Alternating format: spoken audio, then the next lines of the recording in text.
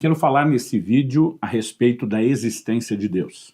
Quando usamos a expressão teologia para falar do estudo de todas as verdades bíblicas de uma forma geral, na verdade estamos usando uma palavra que é a soma de theos com logia. Theos significa Deus no grego e logos significa palavra, discurso. Portanto, o que se ensina, não só o que se estuda, mas o que se ensina sobre Deus, passou a ser chamado de teologia, né? Essa expressão ela surgiu na filosofia grega e foi usada por Platão, por Aristóteles, mas posteriormente os pais da igreja como Tertuliano, Eusébio de Cesareia, Agostinho de Hipona também passaram a usá-lo, e até hoje a teologia é adotada para falar, né, do estudo da Bíblia, das doutrinas bíblicas de uma forma geral, mas em essência ele retrata o estudo de Deus.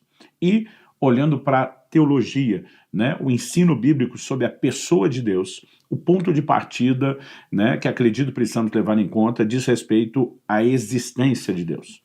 As Escrituras são a base da nossa fé, o fundamento de tudo aquilo que nós cremos, além da nossa regra de fé e prática, como já temos falado, né? E a Escritura nos ensina, obviamente, não ir além do que está escrito, né? Gálatas capítulo 1, nos versos 8 e 9, Paulo diz: ainda que um anjo do céu tente pregar um evangelho diferente, ele diz que ele seja considerado anátema. A palavra anátema significa tanto abominável como maldito, ou seja, nós não aceitamos absolutamente nada que venha poder, de alguma forma, influenciar, determinar ou reger a nossa fé que não seja a Escritura. No entanto, quando olhamos para o que as Escrituras ensinam a respeito de Deus, nós precisamos entender que o ponto de partida é que a Bíblia apresenta o Deus único e verdadeiro como já existente, sem nenhuma pretensão de provar a sua existência, né? Na verdade, quando lemos o início da Bíblia, na verdade, o livro dos começos, que é Gênesis capítulo 1, verso 1, a primeira declaração que nós encontramos nas Escrituras é justamente essa, né? No princípio, criou Deus os céus e a terra. Os céus e a terra têm princípio. Toda a criação tem princípio. Mas Deus é o que dá princípio a todas as coisas. E ele é apresentado na Escritura como não tendo princípio.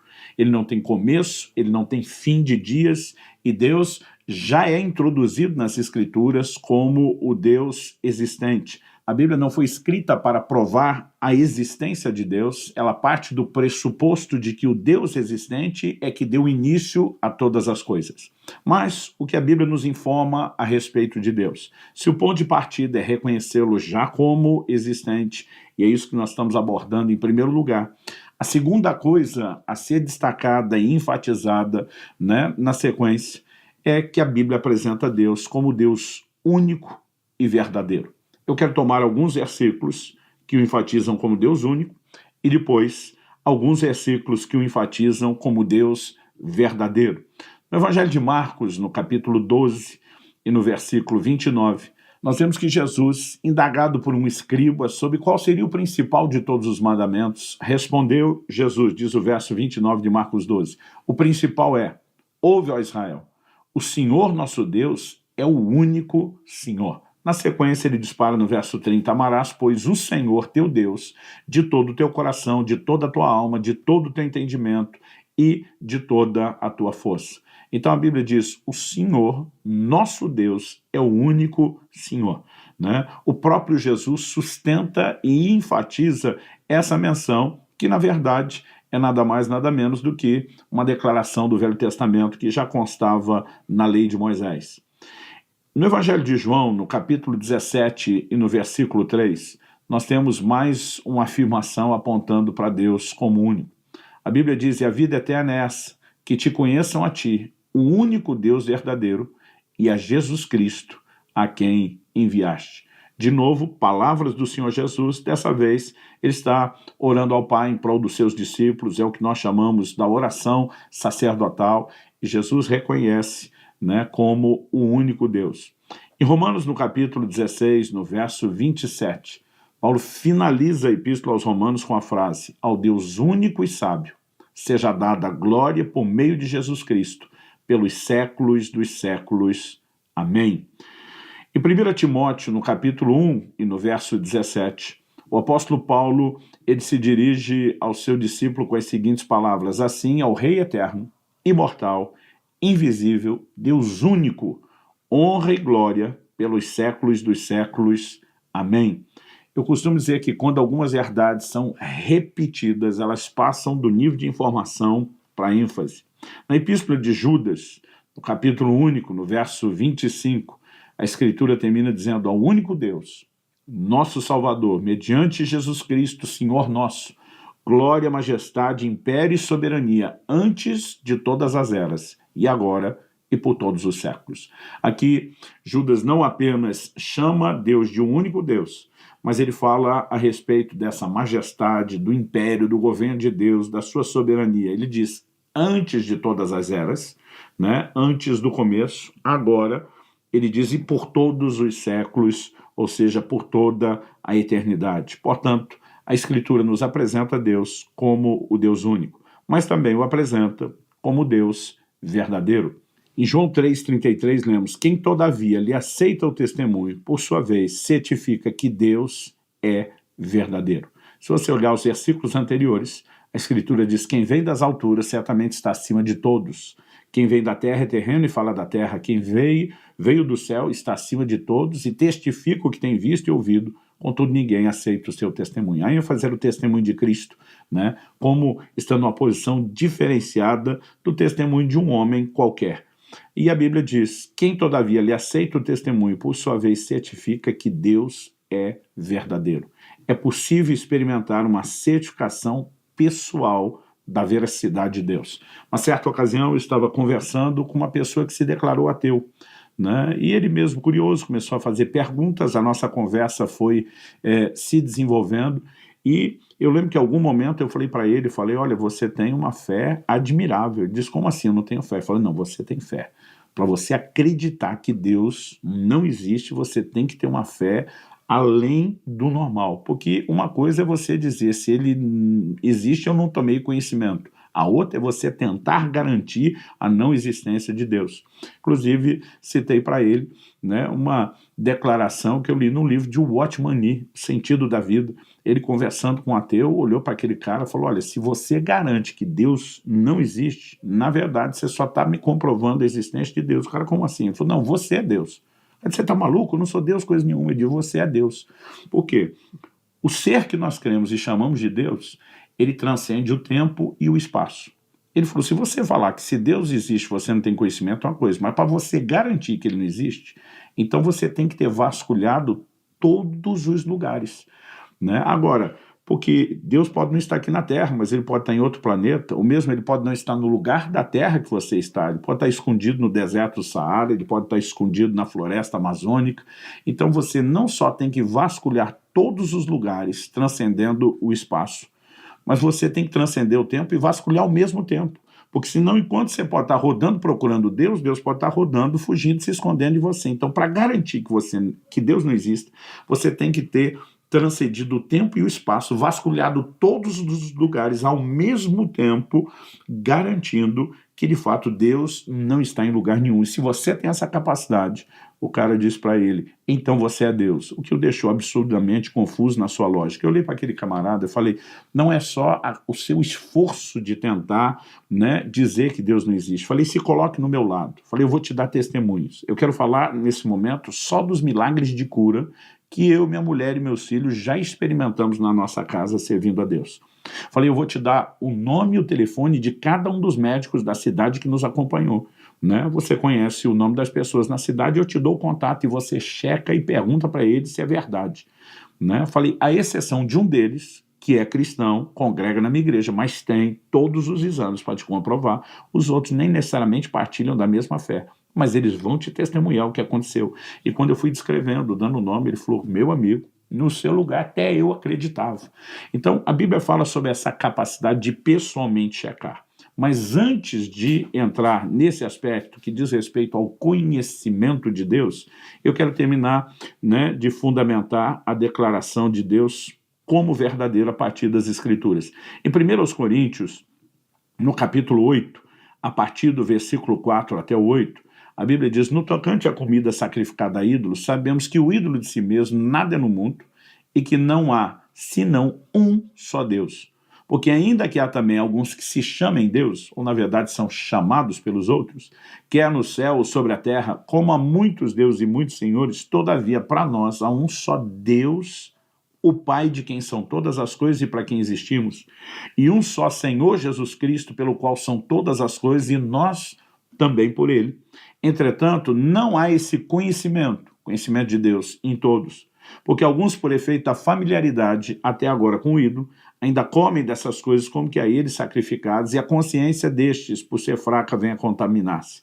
Mas ele diz, não é a comida que nos recomendará a Deus, pois nada perderemos se não comemos e nada ganharemos se comermos. Paulo estava discutindo com cristãos, né, um aspecto cultural de se era possível ou não comer a comida sacrificada a Deus. E no meio dessa discussão, ele diz, ainda que há aqueles que, né, se chamem ou sejam chamados de Deus, nós sabemos que não há senão um só Deus. Né? Ele diz, todavia, para nós os que cremos na Escritura, há um só Deus e Pai, por meio de quem existimos. A ênfase sempre aponta para Deus como Criador, um só Senhor, né, pelo qual são todas as coisas. Então, essa ênfase bíblica ela é apresentada com muita clareza. E também, em 1 Tessalonicenses, no capítulo 1 e no versículo 9, nós lemos, pois eles mesmos, no tocante a nós, proclamam que repercussão teve o nosso ingresso no vosso meio. Está falando de quando Paulo chega pregando o evangelho. E como, deixando os ídolos,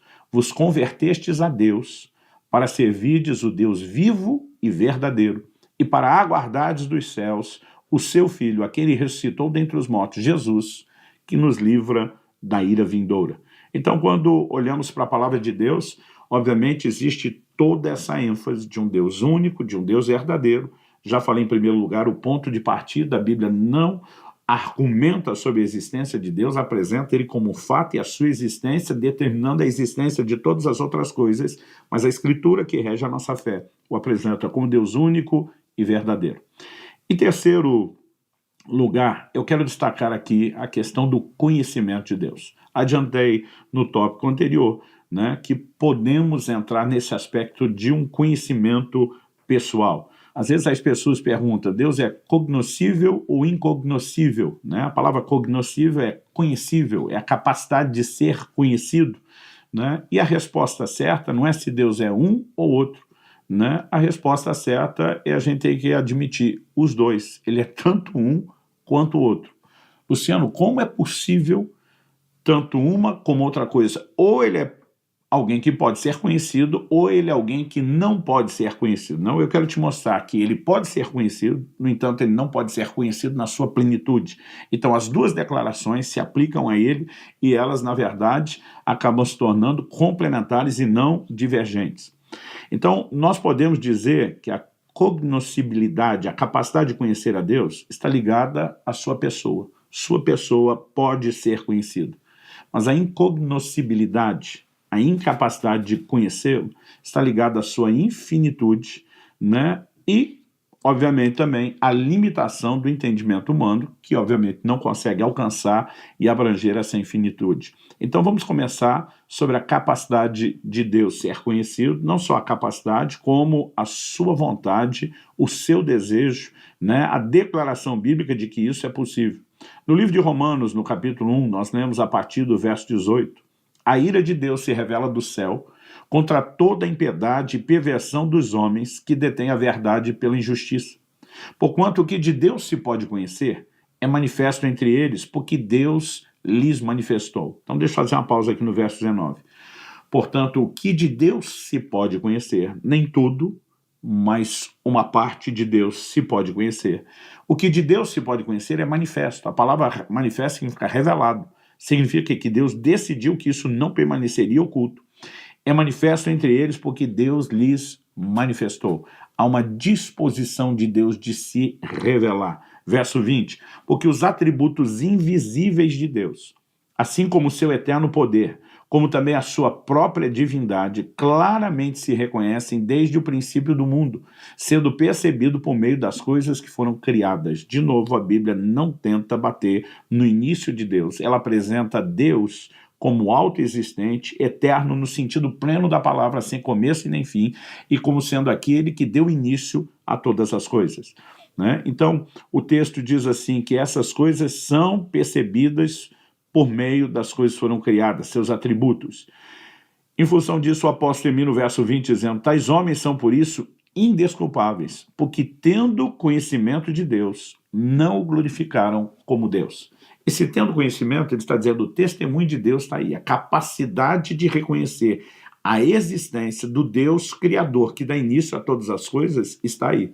Ele diz, mas partir para o lugar onde a gente aceita, reconhece, acredita e o glorifica por isso, que é a admissão, há uma diferença enorme entre uma coisa e outra. E ele diz, tendo conhecimento de Deus, não glorificaram como Deus, nem lhe deram graças. A Bíblia diz, antes se tornaram nulos em seus próprios raciocínios, obscurecendo-lhes o coração insensato. Inculcando-se por sábios, tornaram-se loucos e mudaram a glória do Deus incorruptível em semelhança da imagem de homem corruptível, bem como de aves, quadrúpedes e répteis. A Bíblia está falando aqui, né, a respeito da idolatria e de como mudaram a revelação desse Deus invisível em figuras que são palpáveis. Há um conhecimento de Deus e o homem pode aceitá-lo, avançando, crescendo nele, ou pode rejeitá-lo, se fechando, tendo seu coração endurecido e não podendo avançar naquilo que se pode conhecer de Deus. Em Atos, no capítulo 17, o apóstolo Paulo se encontra em Atenas, o palco da filosofia do mundo dos seus dias. Talvez em nenhum outro lugar do mundo houvesse tanta gente por metro quadrado fazendo aquelas perguntas básicas de indagação da filosofia. Quem sou? De onde vim? Para onde vou? É para esse grupo sedento de respostas que Paulo, em Atos 17, ele começa dizendo no verso 24, o Deus que fez o mundo e tudo que nele existe, sendo ele Senhor do céu e da terra, não habita em santuários feitos por mãos humanas, nem é servido por mãos humanas, como se de alguma coisa precisasse, pois ele mesmo é quem dá a todos a vida, a respiração e tudo mais. De novo, a argumentação é, ele é o Criador de todas as coisas e de todos nós. Verso 26. De um só, aqui uma clara referência a Adão, de um só fez toda a raça humana para habitar sobre toda a face da terra, havendo fixado os tempos previamente estabelecidos e os limites da sua habitação. Com qual propósito Deus criou o homem? Verso 27 diz, para buscarem a Deus. Se porventura tateando possam achar, bem que ele não está longe de cada um de nós, pois nele vivemos, nos movemos e existimos. Então, o argumento do apóstolo aqui é muito claro. Deus é o Criador? Sim. Mas por que razão ele nos criou? Né? E nós vemos o verso 26 dizendo, de um só homem ele fez toda a raça humana. O verso 27 começa com um indicativo de propósito, para buscarem a Deus. No entanto, ele diz, se porventura tateando possam achar. Por que uma busca tateando? Quem é que tateia? Quem usa o tato? Quem está desprovido ou limitado em relação à sua visão, ele precisa procurar apalpando, as apalpadelas, como diziam os antigos. Essa afirmação bíblica indica o quê? Um estado de cegueira espiritual do homem. Mas ainda que ele tenha limitações para buscar a Deus, que o pecado o tenha deixado espiritualmente cego, se ele sair usando, né, os recursos mais básicos que tem, a Bíblia diz, Deus não está longe de cada um de nós. Em outras palavras, ele não quer dificultar o processo. Nós podemos garantir o contrário. Certamente ele quer facilitar, ele quer se revelar. Né? Deus diz, através de Jeremias, eu serei achado de vós. Não há razão nenhuma para que ele não queira ser encontrado quando o ser humano o busca. No entanto, a Escritura, né, enfatiza qual é o tipo de busca que se torna eficaz, qual é aquela que determina resultados. Em Jeremias, no capítulo 29, no verso 13, Deus diz, buscar-me-eis e me achareis. Quando? Agora ele vai mostrar como funciona a busca que leva a gente a achá-lo. Quando me buscardes de todo o vosso coração.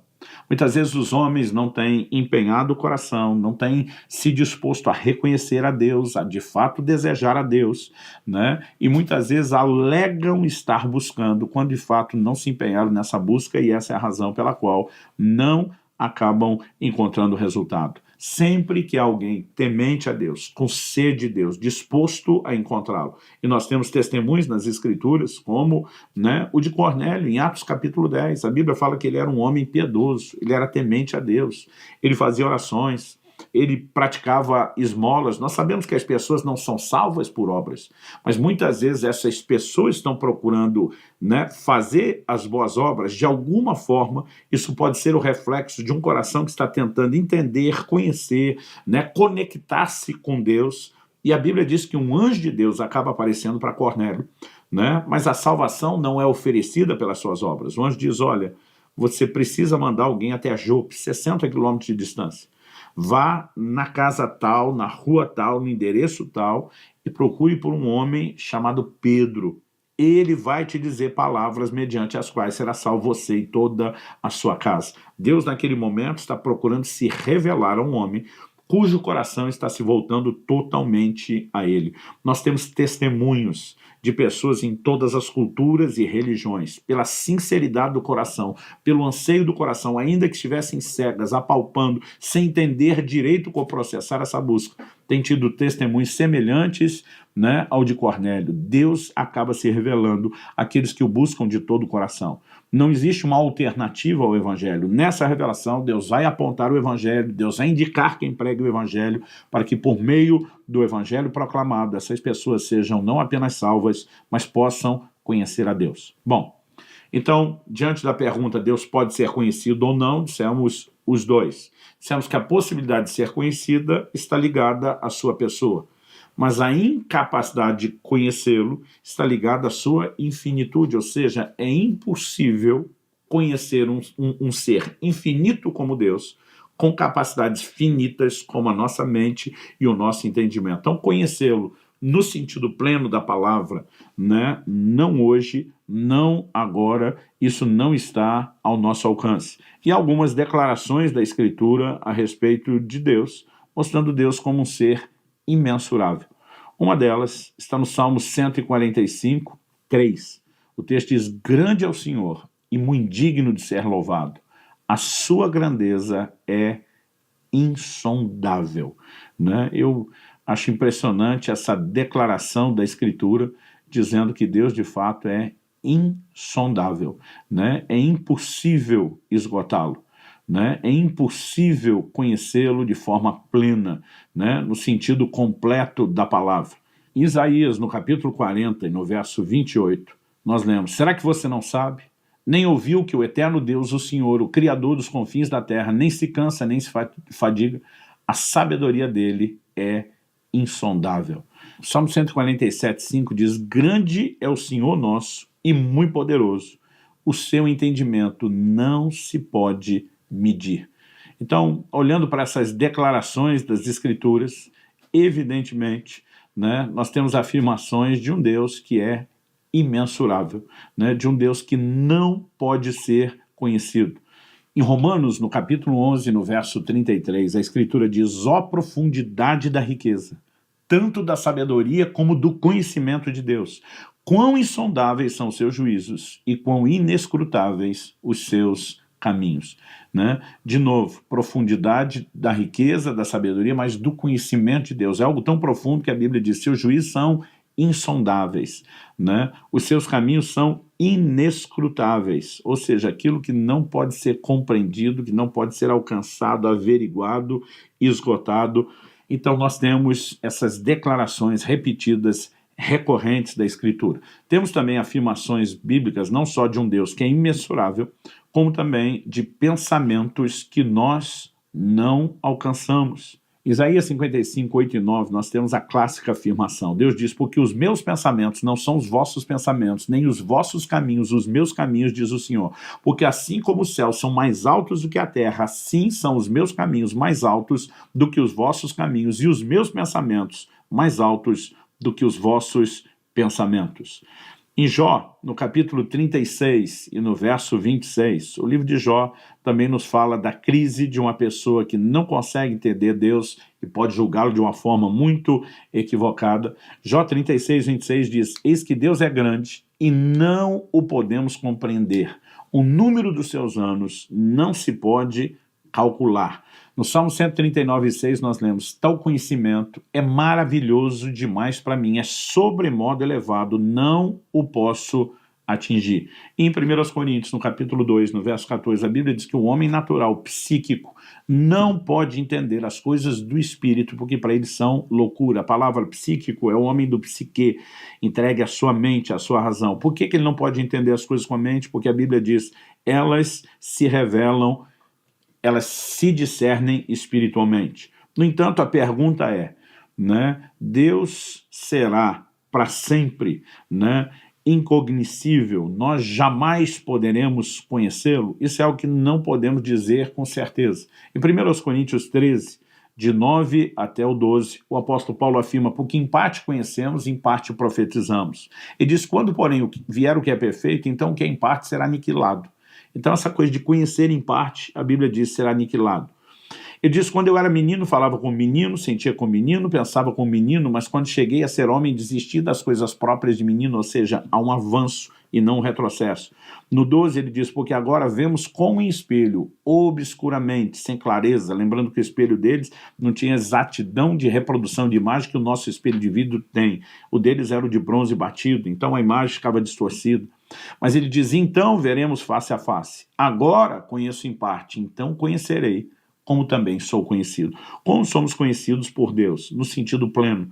E de alguma forma a Bíblia está sugerindo que um dia nós, os salvos, os remidos que estivermos na presença do Senhor, poderemos conhecer a Deus de forma plena e completa.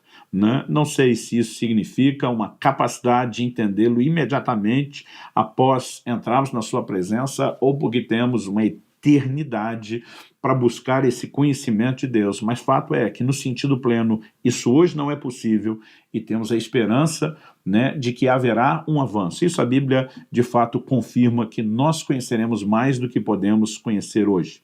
Em Gálatas 4:8 a Bíblia diz, outrora porém não conhecendo a Deus, servis a Deus que por natureza não são. No verso 9 ele diz, mas agora que conheceis a Deus, né, ou antes sendo conhecidos por Deus. Então a Bíblia também faz uma distinção entre o que se pode conhecer antes e depois da conversão.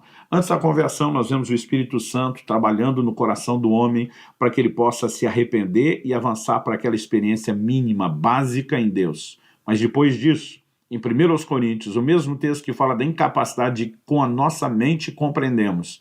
Ele destaca a partir do verso 9, mas como está escrito, nem olhos viram, nem ouvidos ouviram, nem jamais penetrou em coração humano o que Deus tem preparado para aqueles que o amam, mas Deus nos revelou pelo Espírito.